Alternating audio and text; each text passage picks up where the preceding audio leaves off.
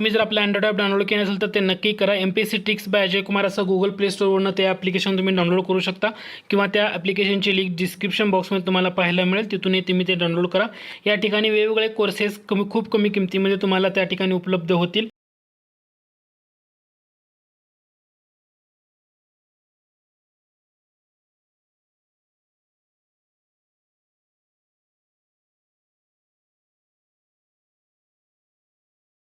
Trick channel, मी अजय कुमार गोसावी. आज आपण इयत्ता 12वी अर्थशास्त्र या पुस्तकामधून एक महत्त्वाचा चॅप्टर पाहणार आहोत.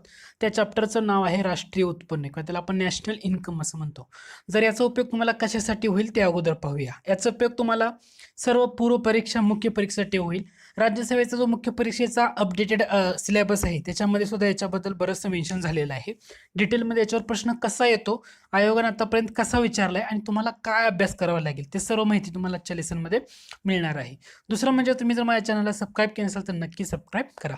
तर आज आपण वेळ न दौडता आपल्या लेसनला सुरुवात करूया. पहिला महत्त्वाचा पॉईंट येतो या सिलेबस किंवा लेसनचा, तो म्हणजे राष्ट्रीय उत्पन्न समिती. आता राष्ट्रीय उत्पन्न समिती कोणाच्या अध्यक्षतेखाली स्थापन करण्यात आली, हा एक पहिला महत्त्वाचा प्रश्न. दुसरा असा प्रश्न विचारला होता की प्राध्यापक PC महालनोबिस यांच्या अध्यक्षतेखाली भारत सरकारनं डॅश डॅशमध्ये राष्ट्रीय उत्पन्न समिती नियुक्त केली होती. आणि ऑप्शनमध्ये देताना ऑगस्ट 1948, जुलै असं असं बरंचसं फसवलं होतं. आता लक्षात घ्या, राष्ट्रीय उत्पन्न समितीची स्थापना करताना त्याचे अध्यक्ष होते PC महालनोबिस ही व्यक्ती आहे आणि ऑगस्ट 1949 मध्ये केली होती. ह्या तारखेला सुद्धा MPSCने एकदा फसवलेलं आहे, त्यामुळे ही तारीख सुद्धा तुम्हाला लक्षात ठेवणं गरजेचं आहे. ऑगस्ट 1949 मध्ये PC महालनोबिस यांच्या अध्यक्षतेखाली भारत सरकारनं राष्ट्रीय उत्पन्न समितीची स्थापना केली होती. आणि या समितीमध्ये ना दोन महत्वाच्या व्यक्ती होत्या. एक म्हणजे प्राध्यापक DR गाडगीळ, DR गाडगीळ म्हणजे ही व्यक्ती, आणि दुसरे होते ते म्हणजे डॉक्टर FK.R.V. राव. FK.R.V. राव का महत्वाचं आहे, त्याने राष्ट्रीय उत्पन्न मोजण्यासाठी जो वैज्ञानिक पद्धतीचा आरंभ केला तर ती व्यक्ती आहे, हे लक्षात ठेवा. तर FK.R.V. राव आणि DR गाडगीळ ह्या समितीचे सदस्य होते. म्हणजे महालनोबिस अध्यक्ष होते आणि FK.R.V. राव आणि DR गाडगीळ हे सदस्य होते. मी परत त्या सदस्यावर का फोकस करतोय ना, याच्यावर सुद्धा एकदा फसवलेला आहे. सदस्य वेगळे दिले होते, ऑप्शन 4 सेंटेन्स दिले होते, त्यामध्ये एका सेंटेन्समध्ये सदस्यांची नावामध्ये थोडासा गफलत केली होती. तर ते सुद्धा तुम्हाला लक्षात ठेवणं गरजेचं आहे. म्हणजे राष्ट्रीय उत्पन्न समिती PC महालनोबिस अध्यक्ष, ऑगस्ट 1949, DR गाडगीळ आणि FK.R.V. राव हे त्याचे सदस्य होते. आता ही जी राष्ट्रीय उत्पन्न समिती नेमली होती, या समितीने एक्झॅक्टली डेफिनेशन काय केली होती, तर त्यांनी डेफिनेशन अशी केली होती, ती म्हणजे राष्ट्रीय उत्पन्न म्हणजे कसं की एखादा विशिष्ट कालखंड कन्सिडर करायचा, एक पर्टिक्युलरली कालखंड, आणि त्या कालखंडामध्ये निर्माण करण्यात आलेल्या ज्या वस्तू आणि सेवा असतील, दोघांचं मोजमाप केलं गेलं होतं. वस्तू आणि सेवांचं मोजमाप करायचं, परंतु त्याच्यातलं जे अप्रत्यक्षरित्या दुहेरी मोजमाप करायचं नाही, सिंगल मोजमाप करून, म्हणजे अप्रत्यक्षरित्या जे मोजमाप होतं तर ते वगळून केलेलं उत्पन्न म्हणजे त्याला आपण काय आपण म्हणजे राष्ट्रीय उत्पन्न अशी त्यांनी डेफिनेशन केली होती. म्हणजे राष्ट्रीय उत्पन्न म्हणजे एखाद्या विशिष्ट कालखंडात निर्माण करण्यात आलेल्या वस्तू व सेवांचं दुहेरी मोजमाप होऊ न देता केलेलं मापन, त्याला काय म्हटलं होतं त्यांनी, राष्ट्रीय उत्पन्न. आता तुम्हाला राष्ट्रीय उत्पन्न समितीचे डेफिनेशन का लक्षात ठेवायचे, त्यानंतर पुढचा एक पॉईंट आहे. आता MPSC अलीकडे काय करते ना, तुम्हाला स्टॅट किंवा अशा गोष्टीवर न विचारता ऍक्च्युअली कन्सेप्ट किंवा त्याची डेफिनेशन असेल ना तर त्याच्यावर विचारते. किंवा अलीकडच्या काळामध्ये असा एखादा प्रश्न विचारला जातो तो म्हणजे ह्या सायंटिस्टनं काय काय म्हटलं, ह्या सायंटिस्टनं काय केलं, असं. फॉर एक्झाम्पल केन्स यांच्याबद्दलचा मी लास्ट लेक्चरमध्ये प्रश्न घेतला होता. आता तसं पुढची एक डेफिनेशन केली आहे, ती म्हणजे प्राध्यापक AC फिगो आणि दुसरे एक सायंटिस्ट आहेत, त्यांचं नाव आहे प्राध्यापक आयर्विंग फिशर, यांनी केलेलं डेफिनेशन हेही महत्वाचं आहे. प्राध्यापक AC फिगो यांनी ना राष्ट्रीय उत्पन्नाची डेफिनेशन करताना असं म्हटलं होतं, ते म्हणजे समाजाच्या वस्तुनिष्ठ उत्पन्नाच्या ज्या भागाची पैशात मोजमाप करता येते असा भाग म्हणजे राष्ट्रीय उत्पन्न. आता ऍक्च्युली काय लक्षात ठेवायचंय, तर AC फिगो यांनी फोकस करताना असं म्हटलं होतं, राष्ट्रीय उत्पन्न म्हणजे काय, तर त्या उत्पन्नामध्ये जे निव्वळ विदेशी उत्पन्न असेल ना तर त्याच्यामध्ये समावेश केला जावा असं त्यांनी म्हटलेलं होतं. परंतु आयर्विंग फिशर यांचं जर बघितलं तुम्ही तर त्यांनी काय म्हटलं होतं की एका वर्षाचा कालखंड तुम्ही पर्टिक्युलरली लक्षात घ्या आणि त्या कालखंडामध्ये राष्ट्राचा जो निव्वळ उत्पादन होतंय त्या निव्वळ उत्पादनापैकी, म्हणजे पिगूच्या डेफिनेशनचाच आधार घेतलाय त्यांनी, निव्वळ विदेशी उत्पन्न म्हटलं होतं, तर निव्वळ उत्पादनापैकी जो भाग प्रत्यक्षपणे उपभोगासाठी वापरला जातो, प्रत्यक्षपणे, तर ही डेफिनेशन केली होती. परीक्षेसाठी मी अजूनही तुम्हाला सांगतो, या तिन्ही डेफिनेशन खूप महत्त्वाचे आहे. राष्ट्रीय उत्पन्न समिती, प्राध्यापक AC पिगो आणि प्राध्यापक आयर्विंग फिशर. AC पिगो यांनी काय म्हटलं होतं की निव्वळ विदेशी उत्पन्नाचा त्याच्यामध्ये त्या उत्पन्नामध्ये समावेश केला जावा, आणि आयर्विंग फिशर यांनी म्हटलं होतं की ज्या निव्वळ राष्ट्राचं निव्वळ उत्पादन आहे त्याच्यातला जो भाग प्रत्यक्षपणे उपभोगासाठी वापरला जावा, हे वर्ड खूप महत्त्वाचे. तर हे प्राध्यापक आयर्विंग फिशर यांनी केलेली डेफिनेशन होती. त्यामुळे तिन्ही डेफिनेशन लक्षात ठेवायचे आणि पहिल्या काही स्टॅट्स आहे ना ते महत्त्वाचं आहे. तर परीक्षेसाठी हा भाग खूप महत्त्वाचा आहे. त्यानंतर आपण पुढच्या भागाकडे वळूया. पुढचा पॉईंट येतो तो म्हणजे राष्ट्रीय उत्पन्नाची वैशिष्ट्ये. तुम्हाला परीक्षेला प्रश्न जर विचारला राष्ट्रीय उत्पन्नाची वैशिष्ट्ये कोणती असं विचारलं जाईल, आणि ते विचारताना त्याच्यामध्ये 5-6 दिले जातील आणि अ ब क ड बरोबर असं विचारलं जाऊ शकेल. पहिलं येतं ते म्हणजे स्थूल आर्थिक संकल्पना. असं का म्हटले, तर आपण एखाद्या राष्ट्राचं उत्पन्न मोजतो, राष्ट्रीय उत्पन्न मोजतो, एकूण राष्ट्रीय उत्पन्न मोजताना आपण ते एखाद्या व्यक्तीशी संबंधित आपण कन्सिडर करत नाही, ते पूर्ण अर्थव्यवस्थेशी कन्सिडर करतो. म्हणजे ते उत्पन्न कसं असणार आहे, संपूर्ण अर्थव्यवस्थेचं ते उत्पन्न असणार आहे किंवा त्याचं ते प्रतिनिधित्व करत असणार आहे. त्यामुळं राष्ट्रीय उत्पन्न ही काय आहे, एक स्थूल आर्थिक संकल्पना आहे. दुसरं महत्त्वाची गोष्ट म्हणजे राष्ट्रीय उत्पन्न मोजताना फक्त वस्तूंचंच मूल्य विचारात घेतलं जातं का, तर नाहीये.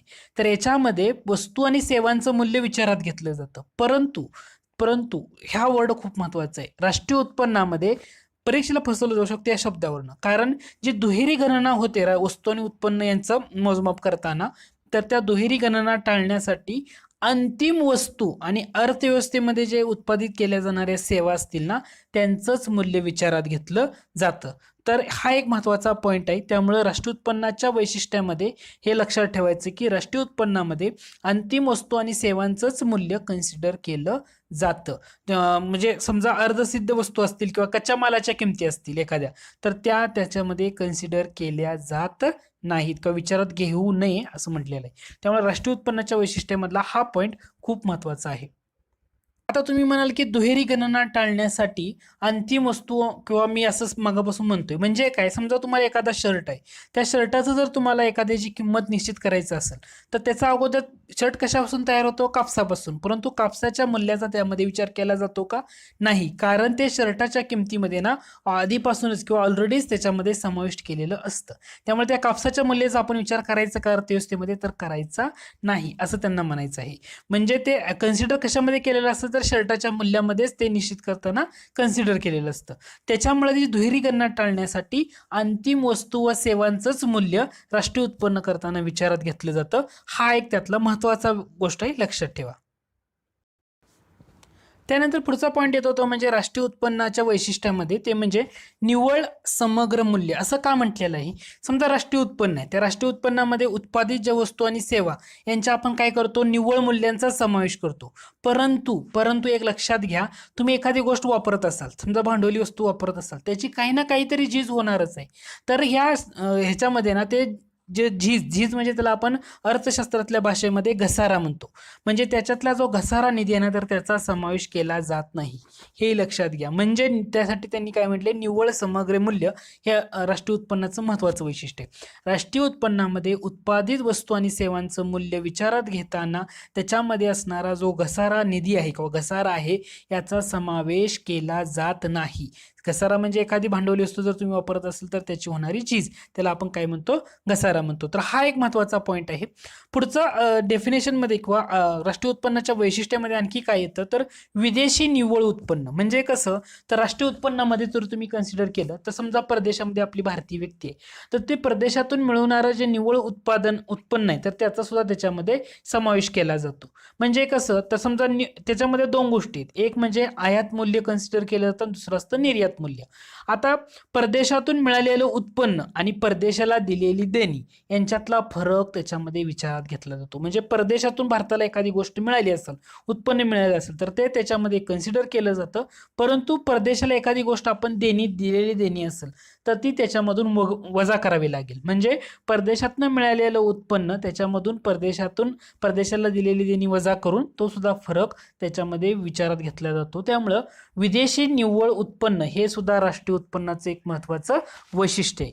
हे समजून घ्या, समजल्यानंतर तुम्हाला त्याचा नक्की फायदा होईल.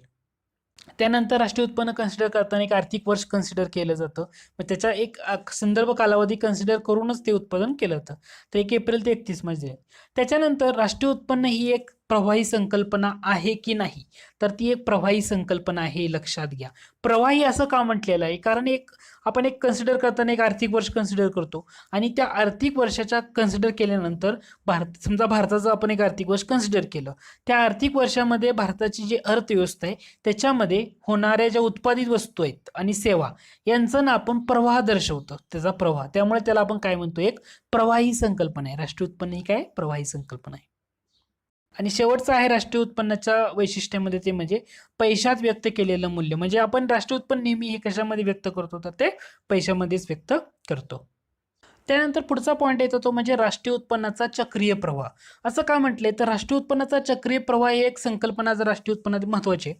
याच्यामध्ये ना 3 घटक असतात. एक असतं द्विक्षेत्रीय राष्ट्रीय उत्पन्नाचा चक्रीय प्रवाह, दुसरा घटक आहे त्रिक्षेत्रीय राष्ट्रीय उत्पन्नाचा चक्रीय प्रवाह आणि शेवटचा असतो तो 4 क्षेत्रीय, म्हणजे त्याला आपण मराठीमध्ये कसं म्हणतो, 4 क्षेत्रीय राष्ट्रीय उत्पन्नाचा चक्रीय प्रवाह. ते असं का म्हटलेलं आहे, ते प्रवाह काय आहे ते तुम्हाला समजेल. आता द्विक्षेत्रीय राष्ट्रीय उत्पन्नाचा चक्रीय प्रवाह असं का म्हटले, तर 2 क्षेत्र, एक म्हणजे कुटुंब संस्थेनं कमवलेलं उत्पन्न आणि दुसरं कन्सिडर केला जातो त्याच्यामध्ये उद्योग संस्था. म्हणजे कुटुंब संस्थानं कमवलेलं उत्पन्न, उद्योग संस्थेनं कमवलेलं उत्पन्न, याच्यामध्ये काय केलं जातं, तर त्यांनी घेतलेला उपभोग आणि गुंतवणूक हे कन्सिडर केलं जातं, म्हणून याला म्हटलं जातं द्विक्षेत्रीय. त्रिक्षेत्रीयमध्ये काय केलं जातं, हे जे उद्योग संस्था आहे ना ह्याचं डिव्हायडेशन केलं जातं. म्हणजे कसं, तर कुटुंब संस्था तर डेफिनेटली असणारच आहे, त्याच्यामध्ये ऍड काय होणार, 2 गोष्टी. एक म्हणजे आता उद्योग करताना आपण एखाद्या व्यक्ती सरकारी क्षेत्र कन्सिडर करावं लागेल आणि एखाद्या व्यक्तीने स्वतःचा व्यवसाय सुरू केला तर ते व्यवसाय क्षेत्र सुद्धा कन्सिडर करावं लागेल. म्हणून राष्ट्रीय उत्पन्नाच्या चक्रीय प्रवाहामध्ये, त्रिक्षेत्रीय राष्ट्रीय उत्पन्नाच्या चक्रीय प्रवाहामध्ये कन्सिडर करताना एक कुटुंब संस्था राहणार, त्याचबरोबर तुम्हाला व्यवसाय, स्वतःचा व्यवसाय समजा सुरू केला तो, आणि सरकारी क्षेत्र त्याच्यामध्ये कन्सिडर केलं जातं. द्विक्षेत्रीयमध्ये या दोघांच्या ऐवजी फक्त एकच कन्सिडर केलं जातं, उद्योग संस्था डेफिनेशन. आता 4 क्षेत्रीय उत्पन्नामध्ये काय केलं जातं, तर हे ऑलरेडी त्रिक्षेत्रीय आहे तर ते आहे तसंच राहणार. म्हणजे त्याच्यामध्ये कुटुंब संस्था असणार, व्यवसाय असणार 4 क्षेत्रीयमध्ये, सरकारी क्षेत्र सुद्धा असणार, पण त्याच्यामध्ये ऍड होणार परकीय क्षेत्र. त्यामुळे हे द्विक्षेत्रीय, त्रिक्षेत्रीय आणि 4 क्षेत्रीय ह्या जो राष्ट्रीय उत्पन्नाचा चक्रीय प्रवाह आहे ना, हे फक्त कन्सेप्च्युअली लक्षात घ्या. द्विक्षेत्रीय म्हटलं की कुटुंब संस्था आणि उद्योग संस्था, त्रिक्षेत्रीय म्हटलं की कुटुंब संस्था, व्यवसाय आणि सरकारी क्षेत्र, 4 क्षेत्रीय म्हटलं की कुटुंब संस्था, व्यवसाय, सरकारी क्षेत्र आणि त्याच्यामध्ये ऍड होणार परकीय क्षेत्र. त्यानंतर पुढचा कन्सेप्ट आहेत म्हणजे राष्ट्रीय उत्पन्नाच्या संकल्पना. त्याच्यामध्ये पहिली महत्त्वाची कन्सेप्ट येते ते म्हणजे GDP, ग्रॉस डोमेस्टिक प्रोडक्ट, किंवा त्याला आपण स्थूल देशांतर्गत उत्पादन असं म्हणतो. म्हणजे आता GDP कन्सिडर करताना कसा काढला जातो, तर दिलेले एक आर्थिक वर्ष कन्सिडर केलं जातं आणि त्या आर्थिक वर्षामध्ये देशाच्या जी भौगोलिक सीमारेषा आहे त्याच्यामध्ये उत्पादित होणाऱ्या अंतिम वस्तू आणि सेवांचं कशानुसार येणारं मूल्य, तर बाजार भावानुसार येणारं मूल्य कन्सिडर केलं जातं. बाजार भाव, मार्केट प्राइस आणि घटक किंमत, फॅक्टर कॉस्ट, असं 2 पॉईंट आहेत. तर त्या वर्षामध्ये अंतिम वस्तू आणि सेवांचं बाजारभावानुसार येणारं मूल्य, त्याला आपण काय म्हणतो, GDP असं म्हणतो. म्हणजे उपभोग खर्च किती, गुंतवणूक खर्च किती किंवा सरकारी खर्च किती, निर्यात किती करतो, आयात किती करतो, निर्यात आयातीचा डिफरन्स, आणि ह्या 3 खर्चांचा म्हणजे उपभोगाचा खर्च किती आहे, गुंतवणूक आणि सरकारी खर्च, हे त्याच्यामध्ये कन्सिडर केले जाते किंवा त्याच्यामध्ये ॲडिशन होते. आणि निर्यात वजा आयात करून ते स्थूल देशांतर्गत उत्पादन काढलं जातं, त्याला आपण ग्रॉस डोमेस्टिक प्रोडक्ट म्हणतो. त्याच्यानंतर NDP म्हणजे निव्वळ देशांतर्गत उत्पन्न म्हणजे काय. आता त्याच्यामधून ना काय वजा करायचं, तर स्थूल मूल्य, एका भौगोलिक सीमारेषा कन्सिडर केली जाते, 1 वर्षाचा कालावधी कन्सिडर केला जातो आणि त्याच्यामधून उत्पादित केल्या जाणाऱ्या सगळ्या वस्तू आहेत. परंतु एखादी वस्तू वापरताना त्याची झीज झाली तर ती झीज किंवा त्याला आपण डिप्रिशिएशन म्हणतो, ती वजा करायची. म्हणजे NDP is equal to GDP minus depreciation, त्याला आपण निव्वळ देशांतर्गत उत्पन्न असं म्हणतो. सिम्पलचे डेफिनेशन आहेत. आता आपण GDP मध्ये काय कन्सिडर केलं, तर उपभोग खर्च, गुंतवणूक खर्च, सरकारी खर्च आणि निर्यात मायनस आयात असं कन्सिडर केलं होतं. तसं आता पुढचं येतं ते म्हणजे GNP म्हणजे एकूण राष्ट्रीय उत्पन्न आपण म्हणतो. GNP मध्ये काय येणार, तर तुमचं उपभोग खर्च येणार, गुंतवणूक खर्च येणार, सरकारी खर्च येणार. तसंच निर्यात मायनस आयात हे आपण ऑलरेडी कन्सिडर केलं होतं. त्याच्यामध्ये निव्वळ येणी मायनस देणी हा ऍड केलं जातं. तर हे एक लक्षात ठेवा. तुम्हाला परीक्षेला ना डेफिनेशन वाईज म्हटलं किंवा कन्सेप्च्युअल म्हटलं तर तुम्ही ते सांगू शकता. समजा त्यांनी परीक्षेला विचारताना हे जे सूत्रानुसार दिलं तर हे तुम्ही लक्षात ठेवू शकता. त्यानंतर पुढचा एक पॉईंट आहे, आता हा येतो म्हणजे हरित स्थूल राष्ट्रीय उत्पन्न किंवा त्याला आपण ग्रीन जीडीपी असं म्हणतो. आता या पॉईंटवर एमपीएससी मध्ये प्रश्न कसा विचारला होता आणि तुम्हाला काय लक्षात ठेवायचंय ते मी तुम्हाला अगोदर सांगतो, कारण ते खूप महत्वाचं आहे की परीक्षेला कसं विचारलं जातं आणि काय विचारलं आणि कशावर ट्रेस करायचा महत्वाचं आहे. एमपीएससी याच्यामध्ये तुम्ही जर प्रश्नपत्रिकेचा अनालिसिस केला असेल तर हरित स्थूल किंवा ग्रीन जीएनपी बाबत विचारताना दोन घटकाचा गोष्टी कन्सिडर केल्या होत्या. एक म्हणजे प्रश्न विचारताना त्या वाक्यामध्ये कायम असं वापरलंय नैसर्गिक पर्यावरणाचा शाश्वत वापर आणि विकासाच्या लाभाचे न्याय वितरण, ह्या दोन्ही वर्डवर तुम्हाला ट्रेस करावा लागतो.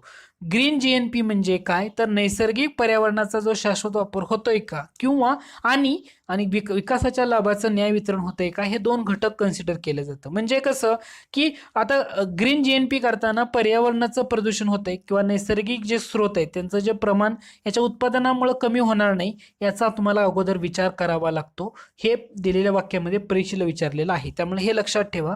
दुसरं म्हणजे तुम्हाला परीक्षेला असा प्रश्न विचारला, फॉर एक्झाम्पल ग्रीन जीएनपी या संकल्पनेमुळे कोणते वैशिष्ट्य दाखवतं. पहिलं वैशिष्ट्य ते म्हणजे शाश्वत आर्थिक विकासामुळे पर्यावरणाचं जे होणारं प्रदूषण व्यवस्था असेल किंवा नैसर्गिक संसाधनाची कमतरता निर्माण होणार नाही याची तुम्हाला गोष्ट लक्षात घेणं गरजेचं असतं. ते ग्रीन जीएनपीचा मेन गोष्ट आहे. दुसरं म्हणजे विकासाच्या लाभाचं न्याय वितरण झालं पाहिजे आणि तिसरं आहे ते म्हणजे दीर्घकालीन आर्थिक कल्याणासाठी प्रोत्साहन देणं. हे तिन्ही घटकांचा समावेश या ग्रीन जीएनपी मध्ये केला जातो किंवा त्याचं ते वैशिष्ट्य दाखवतं. परीक्षेला ना या पॉइंटवर परीक्षेला ना लॉजिकल टाईप प्रश्न विचारला जाऊ शकतो. हा पॉइंटच आहे की लॉजिकल प्रश्न तुम्हाला याच्यावर येऊ शकेल. पुढचा पॉइंट आहे राष्ट्रीय उत्पन्न मोजण्याच्या पद्धती. याच्या एकूण 3 पद्धती आहेत. पहिली आहे ती म्हणजे उत्पादन पद्धती, प्रोडक्शन मेथड, त्यानंतर इन्कम मेथड, उत्पन्न पद्धती आणि तिसरी आहे ती खर्च पद्धती. आता भारतामधला प्रश्न परीक्षेला काय विचारला जातो, भारतामध्ये जे राष्ट्रीय उत्पन्न मोजताना या 3 पद्धतीपैकी कोणती पद्धत वापरली जाते. तर याचं उत्तर आहे भारतामध्ये उत्पादन मोजताना या 3 पद्धतीपैकी पहिल्या 2 पद्धतीचा वापर केला जातो. उत्पादन पद्धत प्लस उत्पन्न पद्धत या दोन्हींचा वापर करून भारतामध्ये राष्ट्रीय उत्पन्न मोजलं जातं. त्यामुळे हा पहिला पॉईंट तुम्ही ध्यानात घेणं गरजेचं आहे. आता प्रश्न येतो मग उत्पादन पद्धत म्हणजे काय, उत्पन्न पद्धत म्हणजे काय, ते आपल्याला समजून घेणं गरजेचं आहे. आता उत्पादन पद्धती म्हणजे काय तर त्याला एक दुसरं नाव आहे, ते नाव फक्त लक्षात ठेवा. उत्पादन पद्धतीला दुसरं नाव आहे माल साठा पद्धत. आता याचं आपल्या भारतीय अर्थव्यवस्थेचा तुम्ही विचार करा. भारतीय अर्थव्यवस्थेमध्ये ना वेगवेगळी क्षेत्र आहेत. फॉर एक्झाम्पल शेतीचं क्षेत्र आहे किंवा खाण व्यवसाय, लहान उपक्रम, वाहतूक, दळणवळण सेवा असे एटसेट्रा क्षेत्र आहेत. आता उत्पादन पद्धतीचा वापर करताना 1 वर्षाचा कालावधी कन्सिडर केला जातो आणि त्या 1 वर्षाच्या कालावधीमध्ये ज्या उत्पादित होणाऱ्या अंतिम वस्तू आणि सेवा, प्रश्न मी वाक्य काय सांगतो ते नीट समजून घ्या. भारतीय उत्पादन पद्धतीमध्ये काय केलं जातं, 1 वर्षाचा कालावधी कन्सिडर केला जातो आणि त्या 1 वर्षाच्या कालावधीमध्ये उत्पादित होणाऱ्या ज्या वस्तू आणि सेवा यांचा अंतिम वस्तू तयार होईपर्यंत, या वस्तू तयार होईपर्यंत जी वस्तूचं उत्पादनामधला प्रत्येक टप्पा आहे त्या टप्प्यावर ना येणाऱ्या प्रत्येक मूल्यांची, वर्धित मूल्यांची ना बेरीज करून ते राष्ट्रीय उत्पन्न त्याचं मोजमाप केलं जातं. 1 वर्षाच्या कालावधीमध्ये उत्पादित होणाऱ्या केलेल्या अंतिम वस्तू तयार होईपर्यंत प्रत्येक वस्तूच्या उत्पादनावरचा एक टप्पा असतो. त्या टप्प्यावरनं येणाऱ्या प्रत्येक वर्धित मूल्यांची काय केली जाते, बेरीज केली जाते आणि त्यानुसार राष्ट्रीय उत्पन्नाचं मापन केलं जातं. त्या पद्धतीला आपण उत्पादन पद्धत असं म्हणतो. आता उत्पादन पद्धतीमध्ये आणखी आपण तुम्हाला काय सांगू शकतो, आता उत्पादन पद्धतीमध्ये ना दुहेरी मापन टाळण्यासाठी, जसं मी शर्टचं उदाहरण अगोदर दिलं होतं, तर त्याच्यामध्ये 2 पद्धती आहेत. एक म्हणजे अंतिम वस्तू पद्धती आणि दुसरी आहे ती म्हणजे मूल्यवर्धित पद्धत. आता हे दोन्ही पद्धती समजून घेणं गरजेचं आहे. अंतिम वस्तू पद्धत जी वापरली जाते उत्पादन पद्धतीमध्ये ती कशी आहे किंवा काय आहे हे समजून घेणं गरजेचं आहे. अंतिम वस्तू म्हणजे अशी वस्तू की ज्या उपभोगासाठी वापरल्या जातात. म्हणजे याच्यामध्ये अर्थव्यवस्थेची कोणती क्षेत्र कन्सिडर केली जातात तर त्याच्यामध्ये प्राथमिक, द्वितीय आणि तृतीय अशा तिन्ही क्षेत्रामध्ये उत्पादित केल्या जाणारे ज्या सर्व अंतिम वस्तू आणि सेवा यांच्या बाजार मूल्यांची बेरीज ना कन्सिडर केली जाते. म्हणजे याच्यामध्ये ज्या मध्यम वस्तू असतात किंवा सेवा असतात त्यांचं मूल्य कन्सिडर केलं जात नाही. अंतिम वस्तूच्या उत्पादन प्रक्रियेमध्ये ना त्या मध्यम वस्तूंचा वापर ऑलरेडी केलेला असतो, परंतु त्यांचा मध्यम वस्तूंच्या मूल्यांचा समावेश ते फायनल ह्याच्यामध्ये केलेला असतो. परंतु ज्या मध्यम वस्तू व सेवांचं मूल्य विचारात तिथे घेतलं जात नाही. तर ही अंतिम वस्तू पद्धती या पद्धतीनं सुद्धा तुम्हाला केलं जातं. फॉर एक्झाम्पल त्यांनी तिथे एक्झाम्पल दिले, ते एक्झाम्पलनुसार तुम्हाला समजेल.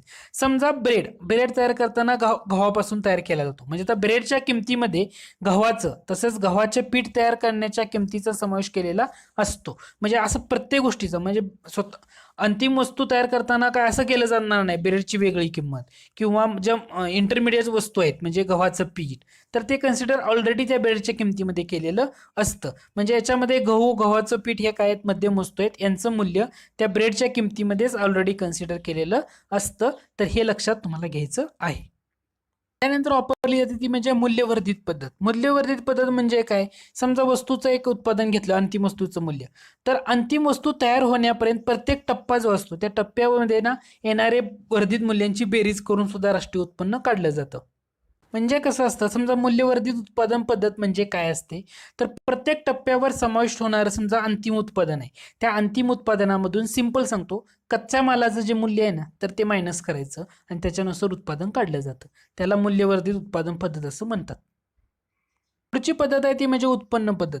उत्पन्न पद्धतीमध्ये 1 वर्षाचा कालावधी कन्सिडर केला जातो आणि त्या 1 वर्षाच्या कालावधीमध्ये देशातील नागरिकांना मिळणारे निव्वळ उत्पन्नाचीच बेरीज त्याच्यामध्ये केली जाते आणि त्याच्यानुसार राष्ट्रीय उत्पन्न मोजलं जातं.